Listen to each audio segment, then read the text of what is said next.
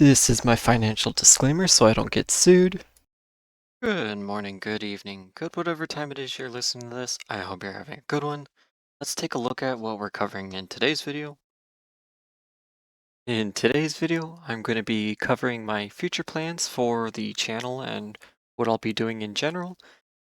Then after that, I'll be going over the data sets and doing a very quick technical analysis of the SPY for January 2nd, 2026. Feels weird to say that. And with that said, let's go ahead and hop into what I'm planning. I don't really have a screen set up for this, so I apologize, but you'll just have to deal with this for now. But starting February 9th, I will be streaming either on YouTube, Kick, Twitch, one of the main streaming services. Very likely it will be YouTube though. Monday through Friday, 8 a.m. through 10:30 a.m. Eastern Standard Time. That way we cover the data sets in the pre-market, go through the early market together, and go through any other data sets that come out earlier in the day. Now, some of these streams will be extended depending on if there's later data sets with Powell with during FOMC or something like that.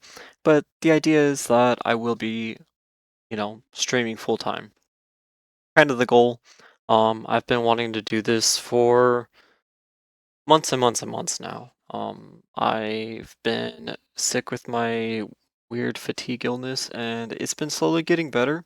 I still have it, but by the time I'm finishing my treatments and everything, it should be a lot better to the point where I can do this streaming schedule. I finally have my office set up. Well, not set up, but I have my office. I need to get it set up. I have all the monitors and everything I need, so I'm really excited to get started with that. The only thing I'm missing at this point is a microphone and a camera, but I will take care of that one way or another. But yeah, I wanted to let everybody know if you enjoy my content that I will be streaming full time to go over the early market data and to go over hopefully some early scalps, talk about trades, bring people on that have, either similar or different opinions than I do on, the economy and macro and everything. I know I don't talk the fastest, but hopefully you all will enjoy my streams and, bear with me.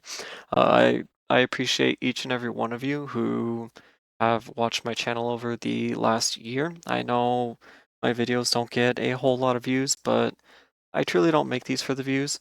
Um, it would be nice to be able to help more people be able to understand charting and technical analysis and everything, but hopefully with 2026, with me streaming full time, with me starting to do the afternoon classes again, and this time I will have a whiteboard.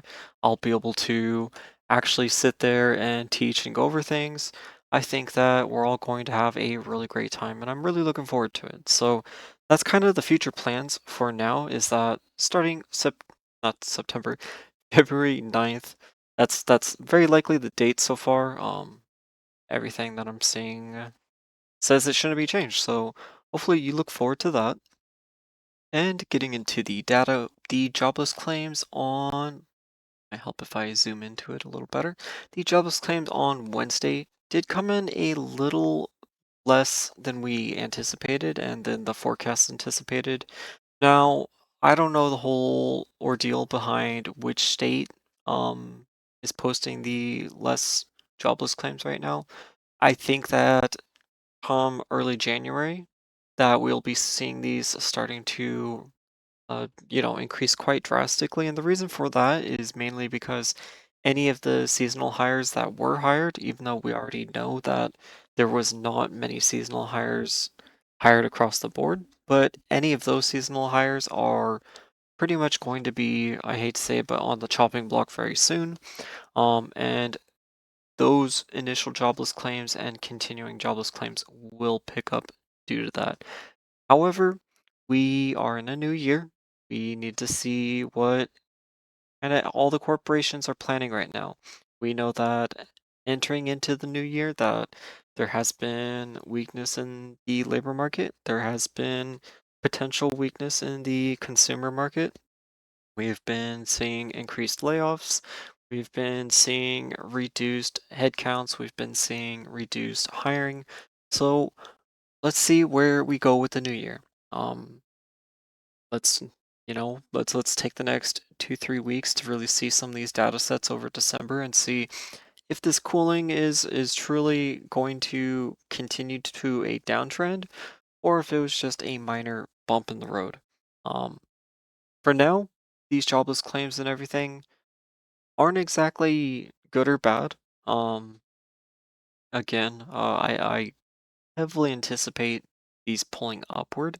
I know there's been a little bit of wonkiness between the numbers the last few readings, but again, this week we also did not have the ADP reading as well. Um, so let's give it a couple weeks. Let's see what the numbers tell us. If there's actually a shift in the labor market, then we will have many other data points telling us besides just the jobless claims. So keep an open mind on that. Now, for Friday, January 2nd, 2026, we have the S&P Global Manufacturing PMI for December at 9:45 a.m. Again, I do expect this to be a somewhat cooler print as the non-manufacturing PMI from last week, which is kind of the first half of this data set, was cooler. Um, Generally, these data sets tend to go somewhat hand in hand. So if one of them's cooler, generally you will see the second one being cooler. Um, so the market will be seeing a cooler data set, very, very likely with that. And even with the forecast tomorrow, they're expecting it to pull down very slightly.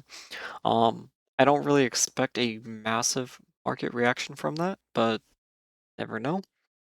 Now, the construction spending month over month, again, they're expecting a lower reading on that, and that kind of goes with what we've been talking about the housing market, how it's been becoming increasingly more difficult to build houses, where a lot of those inflated prices that people were paying the last year, last 6 months, um, well, they can't even afford to sell the houses at those prices anymore. People aren't even bidding on the houses. And if we're seeing a decrease in the construction spending, um, very, very likely that's showing that um less people are going out there and buying it or starting construction projects. So take that for what it is. To me, that's just another little data set that shows that the market is or the economy is slowing down. So take that for what it is. Now, I am going to be going into a large discussion over the Fed's balance sheet, very likely on Sunday. But if it does not come out on Sunday, then it will be next week. I do kind of want to really address what's going on with the whole SOFR market, with what's going on with the reverse repos, with the standing repos, how those work together, how the Fed balance sheet works. I kind of want to do a whole video on that. That might be an hour-long video, I'm not sure, but that should give everybody a very good understanding of how all of that system works. So I'm looking forward to that as well. Um, there will also be the standard video on Sunday, so um, expect that as always.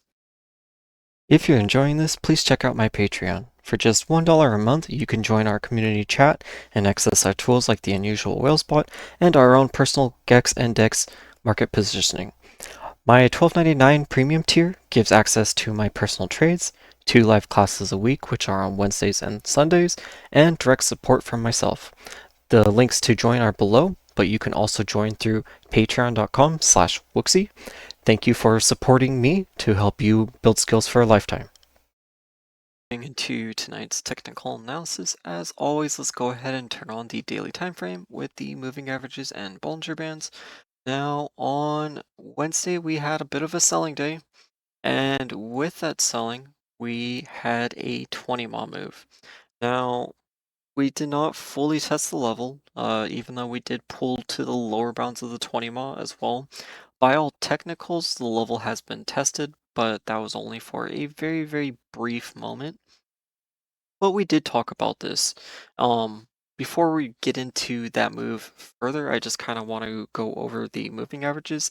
As the market did close at 681.92 on Wednesday, so the 5 mall will be pulling down pretty drastically. I expect it to be around the 5, or excuse me, the 685, 60-ish range, give or take. Again, make sure you mark that level down. It will be very important because very likely we're going to see a 5 mod test to the upside if we're going to see upside. And I do think that's very likely to occur right now. But if we're going to see a continuation within the selling, then any sort of upside 5 mod test will be rejected down to the downside, and we will see the VVIX continue to pull upward with that move. And I just want to quickly shoot over to the VVIX to show how that price action kind of worked with Friday's SPY price action.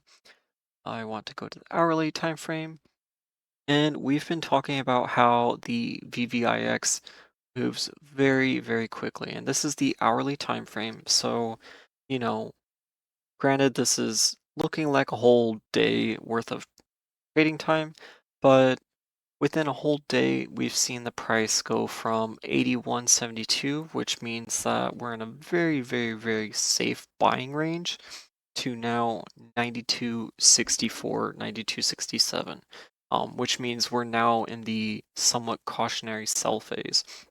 Does not take long for this to move. As you can see, some of these candles are just absolutely massive. We've had, I believe, some candles go all the way from the $90 range to the 130. Yeah, this is one of those days.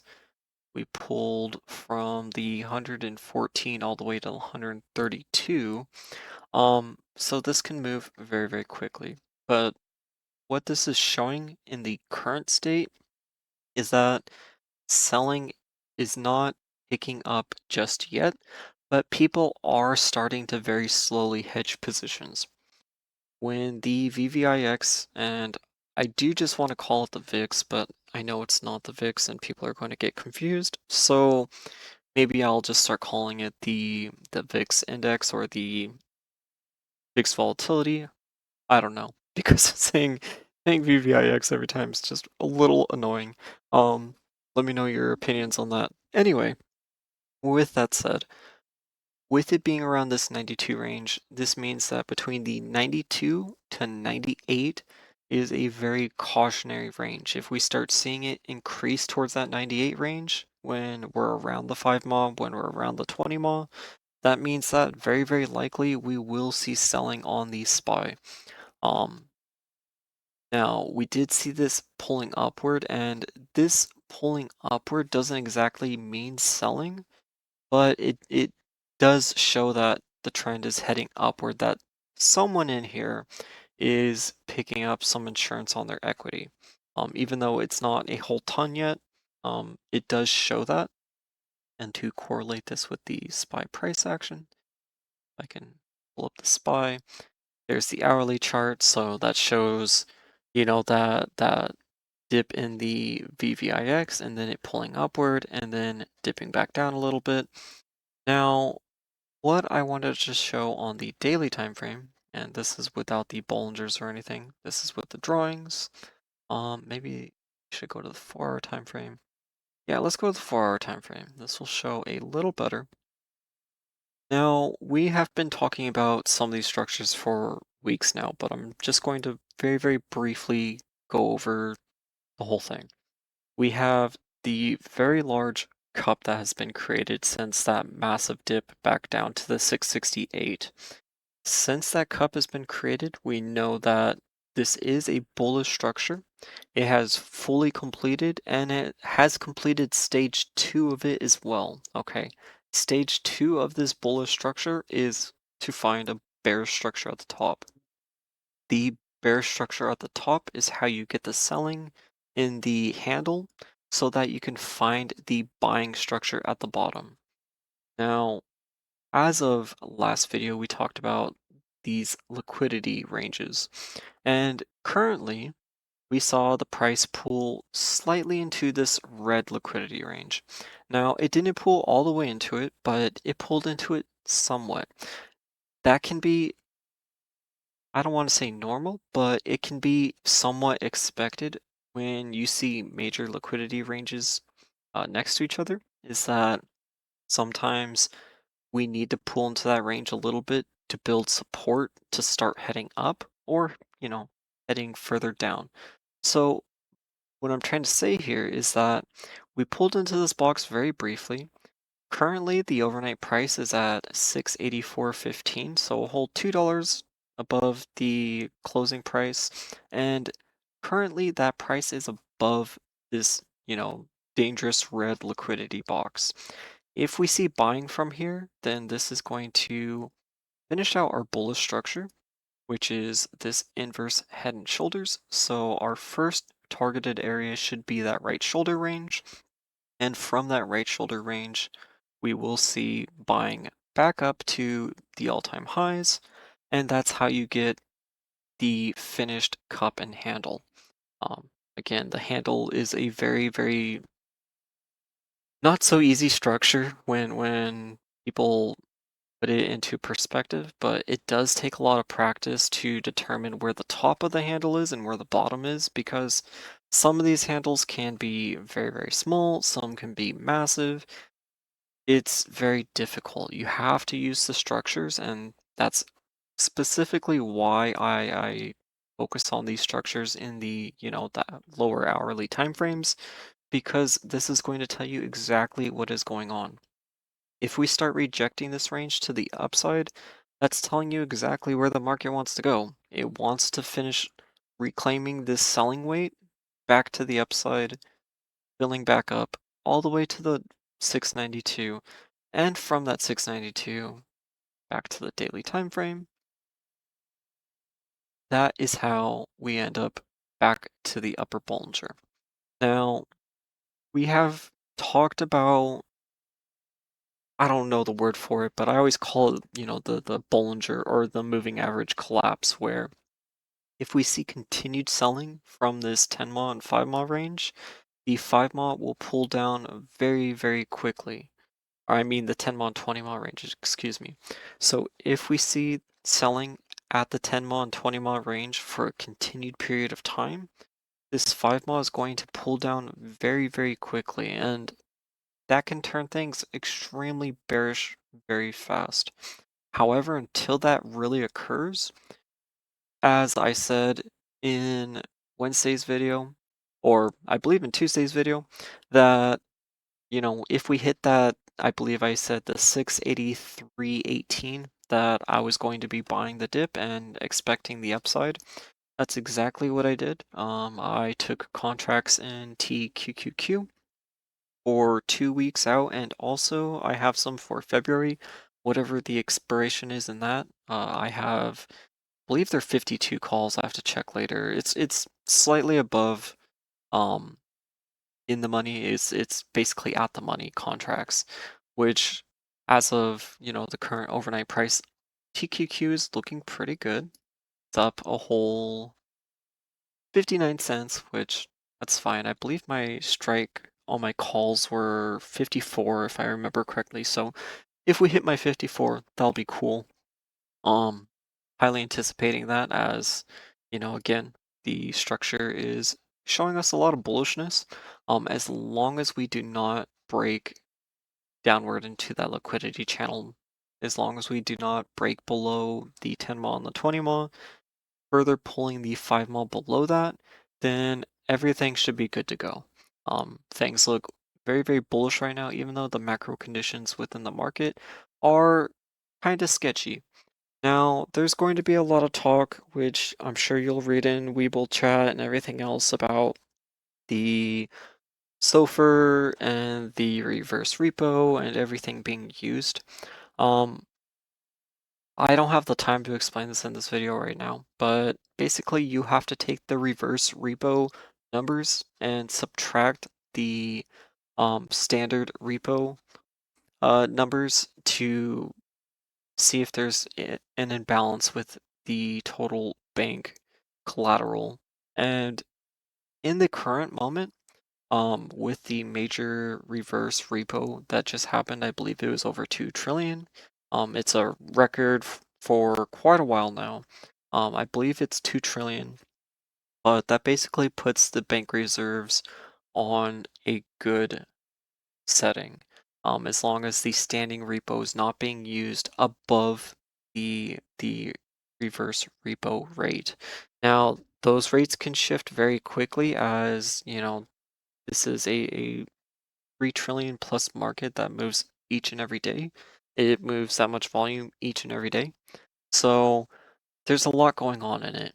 With where the reverse repo is and everything right now, it's saying that the bank liquidity is okay.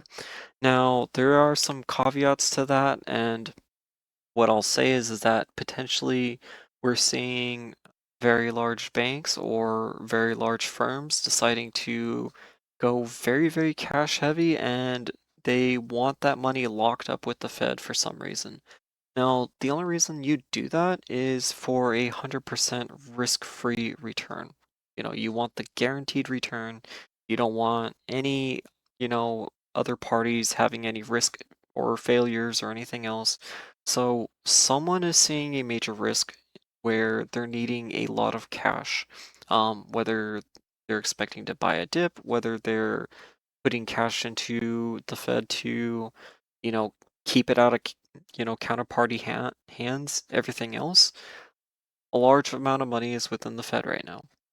Um, with that said, we had a lot of large hedge funds and firms starting to do this back when the banks were having issues because they needed their money somewhere that was safe. And where do you put, trillions and trillions of dollars of cash each and every day? Well, you lock it up into the Fed. So that's what they do. They get a lower yield of return on it, but it doesn't matter when it's about the safety of it. So even though the collateral issue from the money side looks good, there's still a very, very large concern that someone is using the reverse repo right now at such a drastic amount. So just keep that in mind. Going over the real price action for what I anticipate for, the second for Friday is that really from this range is that it's very, very consistent to see a bounce to the upside from the moving or from the 20 mile being tested. Some of these 20 mile tests, um, they look like pretty deep candles, but we were only under that range for less than 30 minutes to an hour. So it was just purely grabbing liquidity and rallying again. And really, that's kind of how you have to buy this market right now until we see major cracks starting to show. Um, we did not see major cracks starting to show. We saw that there was a potential of selling happening here because we talked about how being below the upper Bollinger but above the 5 mall for a continued amount of time without really claiming either of those ranges usually tends to lead to somewhat of a selling. Now, this selling was not very, very much. Um, the VVIX, it did pull up, but it only pulled up to that 92 range. So it's not within the very, very danger zone to saying that everyone's going to start dumping everything immediately. We have the dollar, which I'm going to go ahead and turn off averages for a moment. We have Bitcoin doing decent. It's holding a consolidation range. It is within a dangerous structure, but if it starts pulling up from the structure, then it won't be as dangerous, but there is a lot of downside to Bitcoin potentially still. Now, with that said, the dollar is still elevated. Okay, and we talked about this in last video, how the dollar is still extremely elevated, and we still have somewhat of a bullish structure going on here. Is, the same thing with what I was just showing with the SPY, is we have this cup, we have this handle. This looked like the handle at first, but instead this was, a bearish structure to the downside, the double top, and potentially now we're starting to see support building and heading back up towards that upside. Um, if we continue seeing the dollar pulling up, that will definitely weigh on equities. If we continue seeing the USD JPY pulling up, that's going to continue weighing on equities. So keep that in mind. But from a structural and just technical perspective right now, everything looks very, very good to see upside buying. If I can actually target my SPY chart, everything looks very good. Um, with the 20 mod being tested here, potentially we can head down and continue testing the range a little bit. I really don't anticipate that unless they're really going to try to have a major sell-off, and I really think if they're going to go for that major sell-off, they would go all the way down to the bottom of that liquidity range to the upper bounds, or that upper level of that consolidation channel, and then if they're going to continue selling from there, build support, head downward further. But so far pretty it looks pretty solid for the upside buying. I would not be surprised to see this pull back up to the 700 range very, very soon. Um, yeah, that's tonight's video. Sorry it was extended, but I just had a lot to get out. Um, I really appreciate everyone that takes the time to watch my videos every night. I know, again, I don't get a lot of viewers, but um, it still means a lot to me. So thank you very much. And I'm really looking forward to this new year together. I hope that we can not just make a whole lot of money together, but, you know, lead more successful lives and promotes this type of success and learning to others as well. Because I really do believe that a lot of these jobs that are being taken away by AI right now, um, it really doesn't leave a lot of younger people with a way out. And I do think that trading is going to be a very, very large aspect for a large majority of the people. We've had, Elon Musk talking about there needing to be a global, or, a basic income implemented, which is, basically everybody gets paid every month, whether you work or not. Um, all these tech companies talking about AI replacing jobs left and right. They're trying to make robots to do all sorts of tasks. So it gets a little scary. Um, and that's a big reason why I started teaching in the first place, is because this is the type of stuff I wish I was taught when I was younger. This is the type of stuff that I'm going to teach my daughter as she grows up so that she can have a very happy and successful life. So I'm not trying to like milk subscriptions or anything, but I heavily suggest, and it's not even about me. You don't even have to go through me, whether it's someone else. That's entirely fine, but everybody should be trying to not only learn the market, but also trying to share the market with others. This is something that everyone should be trying to experience, and that honestly, a very few really get to experience. Um, Most people that experience the stock market are through their retirements, and that's later on in their life. And I feel like you can have a lot of control over your destiny within the next 1 to 2 years just by learning how to trade very successfully. I've seen it myself. I've had it happen to myself. I've had a very, very poor end of 2025, and that was primarily because of my fatigue. I fully know well that's because of it, but I've seen the upsides and the downsides to this, and the upsides beat the downsides any day of the week. Um, so for any of you that are struggling with trading, that are having concerns or thinking that this isn't meant for you, um, I heavily disagree. I think that each and every person on the planet can find their way in trading, and there's so many different systems. But I've seen young kids that are, 18, 20 years old that have been learning some of the stuff that I've been teaching, and now they're making 10K a month, and that's absolutely incredible. If they can keep that up and be responsible with that, then they're going to be set for life. So that's something that I wish I was taught, and I wish that I got to experience when I was young. Um, I started working when I was 16, and I was working 12 to 15-hour job or 15-hour days each and every day, 6 days a week, from the age of 16 to about 22. And then I started going to college full time while having to work as well. So it was very, very difficult. And not that hard work isn't good, it's definitely good, but I definitely think that there's hard work that can be applied to different areas in life. And applying it to the market is one of the best uses of your time you can do. Um, that's all I wanted to say. I really look forward to 2026 with you all.